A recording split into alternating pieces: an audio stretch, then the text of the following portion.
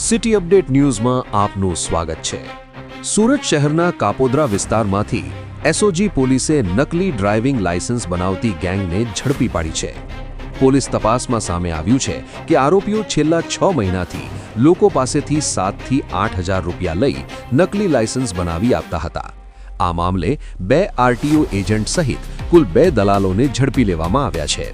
આરોપીઓ દ્વારા આશરે 13 જેટલા નકલી લાયસન્સ બનાવવામાં આવ્યા હોવાનું સામે આવ્યું છે।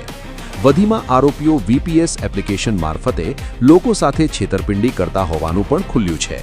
પોલીસ સમક્ષ આરોપીઓએ પોતાની ભૂલ સ્વીકારી માફી પણ માંગી હતી। આ ગુનામાં કડક સજાની જોગવાઈ હોવાનું પોલીસ સૂત્રો દ્વારા જાણવા મળ્યું છે। આરોપીઓ સામે અગાઉ પણ 2 પ્રોહિબિશનના ગુના નોંધાયેલા હોવાનું સામે આવ્યું છે।